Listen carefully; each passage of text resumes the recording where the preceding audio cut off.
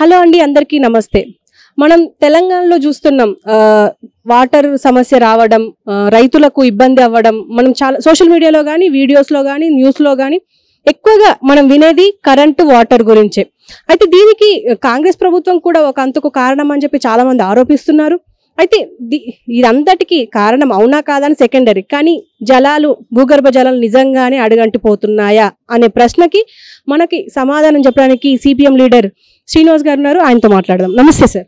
నమస్కారం సార్. ఇప్పుడు ప్రస్తుతం తెలంగాణ పరిస్థితి ఏంటి అంటే, ఆల్రెడీ మనం కర్ణాటకలో చూస్తున్నాం, ఫైన్ కూడా వేస్తున్నారని తెలిసింది వాటర్ ఎక్కువగా యూజ్ చేస్తే. అయితే ఆ పరిస్థితి ఇప్పుడు తెలంగాణలో వచ్చే అవకాశం ఉందంటారా?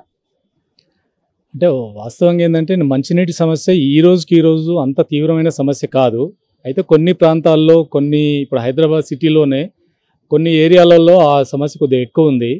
దాని కారణం ఈ రోజుకు భూగర్భ జలాలు, వర్షాలు కానీ లేదా నదుల్లో నీళ్ళు తగ్గిపోవడం కానీ, వీటన్నిటి కారణంగా భూగర్భ జలాలు పడిపోయినాయి. బోర్వెల్స్లో నీళ్లు లేవు. బోర్వెల్స్లో నీళ్ళు తగ్గిపోవడం కారణంగా పూర్తిగా జలమండలి మీద ఆధారపడి, వాటర్ వర్క్స్ బోర్డు సప్లై చేసే వాటర్ మీద ఆధారపడాల్సిన పరిస్థితి, లేదా ట్యాంకర్ల మీద ఆధారపడాల్సిన పరిస్థితి వస్తుంది.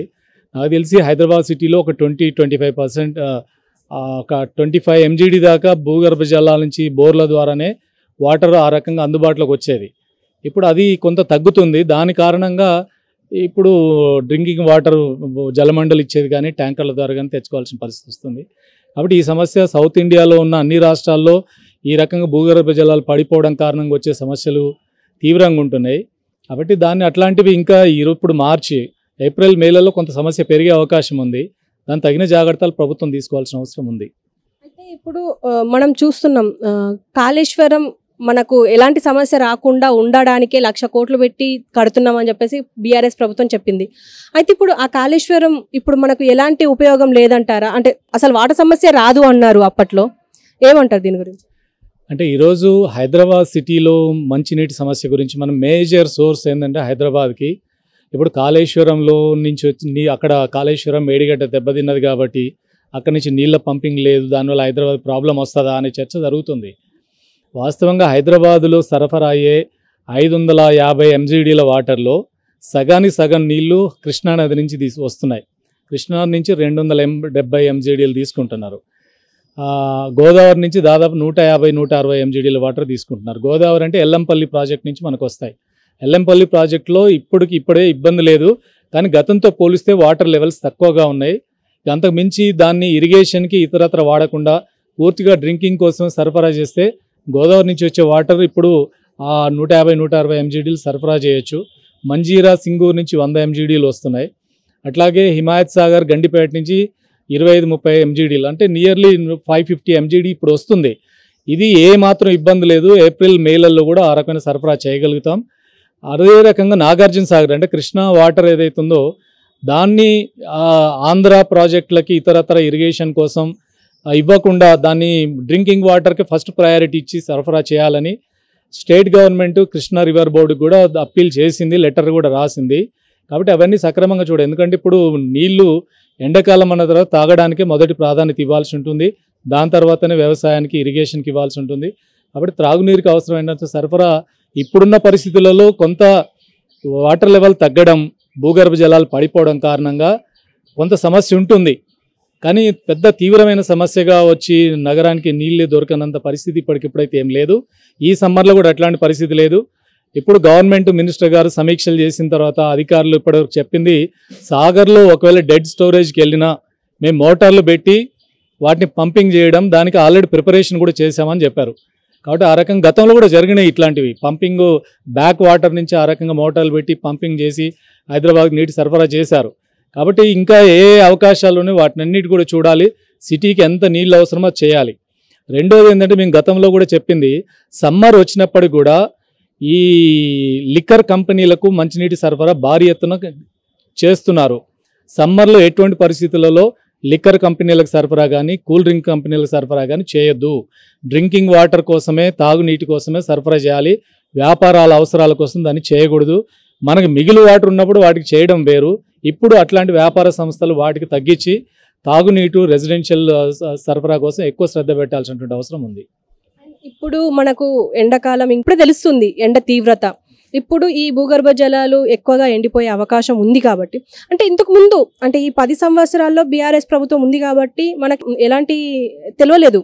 అండ్ ఇప్పుడిప్పుడు ఎందుకు మళ్ళీ వాటర్ సమస్య ఏర్పడుతుంది అని చెప్పేసి భయం ఏర్పడింది అంటారు?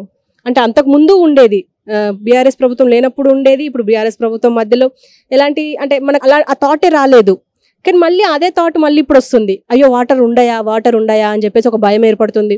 అండ్ పంట పొలాలు ఎండిపోతున్నాయి, మేము ఏం చేయాలి, మాకు వాటర్ విడుదల చేయండి అని చెప్పేసి రైతులు కూడా రోడ్లపైకి వస్తున్నారు. ఎందుకంటారు? అంటే కాంగ్రెస్ ప్రభుత్వం వచ్చి 2-3 నెలల్లోనే కొత్తగా సృష్టించిన సమస్యలు ఏమి లేవు.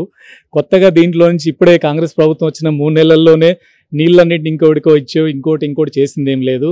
రెండో ప్రభుత్వ తప్పిదాలు, ఈ ప్రభుత్వ తప్పిదాల కారణంగా ఏదో జరిగిందని చెప్పడానికి ఏవైనా ఇట్లాంటి ఆర్గ్యుమెంట్ చేసినప్పుడు ఈ తప్పిదాలు చేసింది కాంగ్రెస్ ప్రభుత్వం, అందుకనే నీళ్లు లేవని ఏమైనా చెప్పడానికి అని ఉందా? అట్లాంటిది ఏం లేదు కదా. ఒకవేళ అట్లాంటిది వస్తే కాళేశ్వరం మేడిగడ్డ దెబ్బతిన్నది కాబట్టి అక్కడి నుంచి నీళ్ళు పంపింగ్ చేయట్లేదు, దానికి కూడా గత ప్రభుత్వమే కారణం తప్ప ఈ ప్రభుత్వం కారణం కాదు. మేడిగడ్డలో ఇప్పుడు దాన్ని ఉంచాలా, ఏం చేయాలనేది పైన వచ్చిన సెంట్రల్ వాటర్ వాళ్ళు చెప్పాలి, తేల్చాలి. అది పరిష్కారం కాకుండా ఏం చేయలేం. ఇతర రాష్ట్రాల్లో అదే ఇప్పుడు కేరళ రాష్ట్రం మినహా అన్ని రాష్ట్రాల్లో కూడా నదుల యొక్క నీటి మట్టాలు పడిపోయినాయి, దాని కారణంగా భూగర్భ జలాలు పడిపోయినాయి అని ఈరోజు రిపోర్ట్ వచ్చింది. మరి దానికి ఏ రాష్ట్ర ప్రభుత్వాన్ని నిందిద్దాం దీన్ని? ఇది ప్రకృతి ఇప్పుడు వస్తున్నటువంటి వాతావరణ మార్పులు, నీటి వర్షాలు తగ్గిపోవడం, నదులలో నీటి మట్టాలు పడిపోవడం, దాని కారణంగా భూగర్భ జలాలు పడిపోతున్నాయి. ఉన్న వాటిలో government failures, government administration failures ఏమని ఉంటే ప్రభుత్వాన్ని ఖచ్చితంగా నిలయాల్సిందే, తప్పుంటే తప్పని చెప్దాం. కానీ జరిగిన దానికి ప్రభుత్వాన్ని ప్రతిదాన్ని మనం చెప్పలేం కదా. ఇప్పుడు జరిగింది ఉన్నదాన్ని సర్దుబాటు చేస్తున్నారు, ఆ నీటి సరఫరాకి ఇబ్బందులు లేకుండా చేస్తామని కాన్ఫిడెంట్గా చెప్తున్నారు. మంత్రి గారు, హైదరాబాద్ ఇన్ఛార్జ్ మంత్రి సమీక్ష చేశారు. ఆ రకంగా నిన్న చీఫ్ సెక్రటరీ గారు సమీక్ష చేశారు. ఆ రకంగా సమస్య పరిష్కారం చేస్తూ ఉన్నారు. నిజంగా హైదరాబాద్లో ఈ రోజుకి అంత తీవ్రమైన సమస్య కాదు. ప్రతి ఎండాకాలంలో ఈ రోజే కాదు, బీఆర్ఎస్ ప్రభుత్వంలో కూడా ట్యాంకర్ల బిజినెస్ భారీ ఎత్తున జరిగింది. ప్రతి సంవత్సరం ట్యాంకర్ల బిజినెస్, మీరు హైటెక్ సిటీ వెళ్ళండి, మాదాపూర్ వెళ్ళండి, ఆ ప్రాంతం అంతా కూడా ట్యాంకర్ల బిజినెస్. ఎండాకాలంలో చెరువులలో, కాలుష్యం ఉన్న చెరువుల్లో కూడా బోర్లు వేసి అక్కడి నుంచి నీళ్ళు తీసుకొచ్చారు. సున్నం చెరువు నేను నెంబర్ ఆఫ్ కంప్లైంట్ చేశాను, అది కాలుష్య చెరువు. అందులోంచి 70 బోర్లు నడిస్తే ఒక కాలుష్య చెరువు నుంచి రోజు బోర్లు వేస్తున్నారు, దాంట్లో ట్యాంకర్లు నింపుతున్నారు, సరఫరా చేస్తున్నారు. అవి మంచినీళ్ళ నాలా? ఎక్కడికి సరఫరా జరుగుతుంది? మూసి పక్కన అనేక బోర్వెల్స్ నడుస్తున్నాయి. ఇప్పుడు గత 10 ఏళ్ళ నుంచి నడవలేదా? బోర్వెల్స్ వ్యాపారం తగ్గిందా? ఇప్పుడే బోర్వెల్స్ వ్యాపారం పెరిగిందా? బోర్వెల్స్ చాలా పెద్ద ఎత్తున, బోర్వెల్స్ ట్యాంకర్ల బిజినెస్ ఇంత పెద్ద ఎత్తున ఎట్లా జరుగుతుంది? నీటి సరఫరా సమస్య లేకపోతే ఎందుకు నడుస్తున్నాయి? ప్రతి సంవత్సరం ఎండాకాలంలో ట్యాంకర్ల బిజినెస్ భారీ ఎత్తున జరుగుతుంది.